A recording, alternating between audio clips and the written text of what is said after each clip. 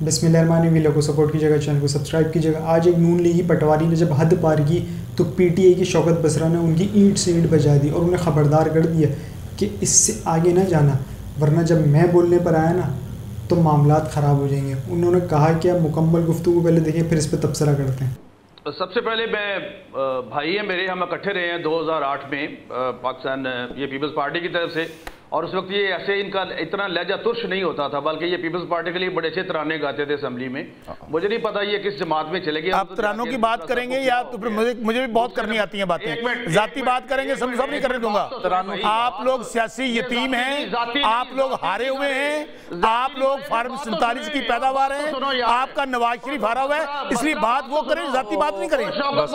अगर जाती बात करेंगे तो बात नहीं करने दूंगा। बात तो पूरी जी जी जी। इज्जत करोगे तो इज्जत करूंगा, ऐसा ना करें। हर किसी को पता है कि आप लोग हारे हुए हैं। बात तो सुनो। अच्छा उनकी बात तो सुनो। आपको समझ ही नहीं आ रही है। बसरा साहब अच्छे वकील हो, ऐसा गल करो, ऐसा गल मैं तो संधू साहब कह रहे हैं जाती अटैक ना करो। तो चलो उनकी बात तो सुन लेना। बसरा साहब नहीं, मैंने आपकी मौसीकी की तारीफ की, मैंने आपको बुरा तो नहीं कहा। सानू भी पता तुम किथे किथे मौसीकियां बजांदे हो जाके। अच्छा चले इस मामले सानू ਤੁਹਾਡੀਆਂ ਸਾਰੀਆਂ ਮੌਸੀਕੀਆਂ ਦਾ ਪਤਾ है।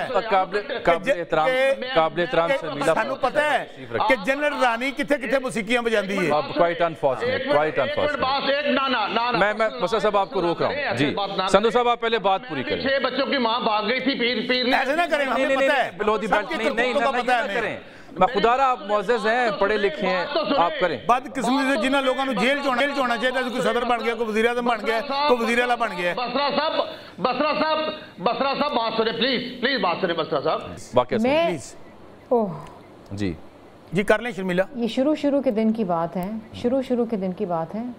मैं इधर बैठी थी, मेरे पीछे अता तारड़ साहब बैठे थे। उस वक्त ये वज़ीर नहीं बने थे, हल्फ ही लिया था हमने, हमारी सीट्स भी अलॉट नहीं हुई थी। ऑपोजिशन के इधर दरवाजे से इनके कुछ मेंबरान आए, जो उन्होंने नंगी गालियां दी हैं अता तारड़ को, जो इन्होंने नहीं देखा कि सामने एक औरत बैठी नहीं बैठी। वो गालियां मैंने भी सुनी, क्योंकि मैं और अता तारड़ ही बैठे थे और शायद एक और कोई बैठा था। इतनी गंदी गालियां में वो दिन आज का दिन है, मैं उस तरह जाती ही नहीं हूँ, मैं इतनी घबरा गई हूँ और अभी तक मेरे जहन से वो गंदी गालियां निकलती नहीं। इनको किसी चीज़ का जामी साहब ये इन रवैयों की आप कैसे हिमायत करें? गुजारिश करता हूँ शर्मिला, एक मिनट दीजिएगा। अभी वो बात कर रही थी ना, मुझे अभी तक याद है कि आपको वैसे भी पता है कि आईनी और कानूनी तौर पे जो मुल्क का सदर होता है वो मुसल्लह अफवाज का सरबराह होता है। तो जरदारी साहब ने कहा था कि मैं फ़ौज की ईंट से ईंट बजा दूँगा, और आज वो सदर हैं पाकिस्तान के और मुसल्लह अफवाज के सरबराह भी हैं। अभी दूसरा एक ग्रुप जो आजकल बड़ा फौज का हमायती बना हुआ है, चूँकि उन बेचारों के पास तो अब कोई हैसियत नहीं रही ना, जो कौन सा ग्रुप? ये जो वोट को इज्जत देते थे, बूट को इज्जत पाएंगे हैं, ये जो टोला है इस वक्त जिनकी टोटल 17 सीटें हैं पाकिस्तान में, जिनका लीडर मियां नवाज शरीफ खुद हारा हुआ है। इन लोगों का आपको मैं बात बताऊँ, ये वही हैं जो गुजरांवाला के अंदर जनरल फैज़, उस वक्त के चीफ ऑफ आर्मी स्टाफ, उनकी वीडियो चलाया करते थे। और ये तो ऑडियो वीडियो वाला ग्रुप है।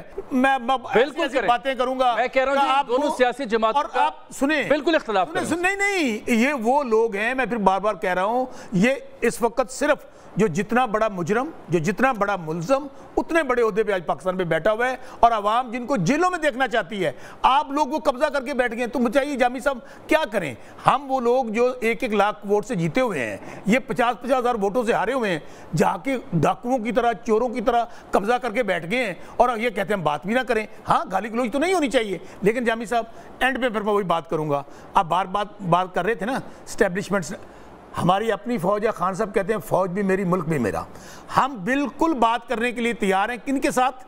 तमाम लोगों के साथ। सिर्फ बात एक क्यों नहीं है, ना डील ना ढील। माफ़ी भाई, माफ़ी तो होनी नहीं चाहिए। मैं वकील हूँ, किस बात की माफ़ी? जिन लोगों ने 9 मई की है, आप उनको सज़ा देंगे। आप क्यों मुझसे माफ़ी का मुतालबा कर रहे हैं? ना हम आपसे हाँ, आपको माफ़ी मांगनी चाहिए इमरान खान से और तहरीक इंसाफ के और उन माओ बहनों बेटियों से जिनके घरों को आपने तोड़ा, जिनकी इज्जतों को पमाल किया।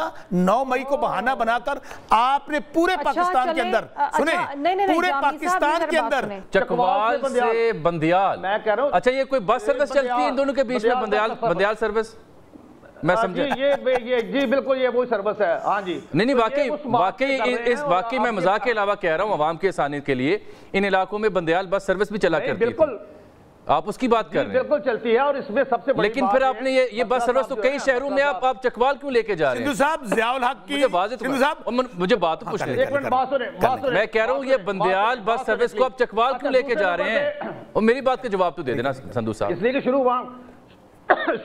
وہاں سے ہوتے تھے نا، طاہر یاد صدر بننا چاہتے تھے، طاہر یاد وزیر اعظم بننا چاہتے تھے. سندھو صاحب یعنی آپ اچھا فیض یاب ہونا چاہتے تھے. سندھو صاحب ضیاء الحق کی روحانی اولاد، ضیاء الحق کی روحانی اولاد بھی اب یہ بات کرے، اور ضیاء الحق کی روحانی اولاد بھی یہ گل کرے چنگی نہیں لگتی. ضیاء الحق دی روحانی اولاد گل نہ کرے.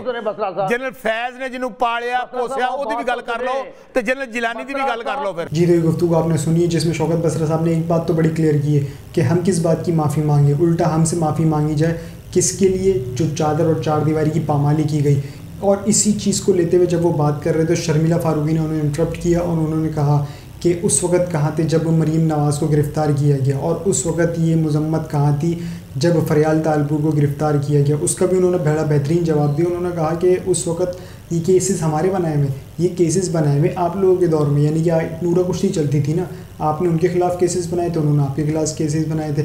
یعنی کہ جب ان کا ٹینیور ہوگا تو آپ کو دبانے کے لیے ان کے پاس موقع تھا، اور آپ کا ٹینیور ہوگا تو ان کے دبانے کے لیے آپ کے پاس موقع تھا. تو دونوں کی نورا کشتی تھی. اس کو عمران خان نے اس اسٹیٹس کو توڑا، اور کلہاڑے سے ایسا توڑا کہ اب ان کی صرف چیخوں کے علاوہ کچھ بچا نہیں ہے. رہا سوال مینڈیٹ، تو مینڈیٹ آج بھی تحریک انصاف کے پاس ہے، اور عوامی حمایت تو وہ آج بھی پاکستان تحریک انصاف یعنی کہ عمران خان صاحب کے پاس ہے.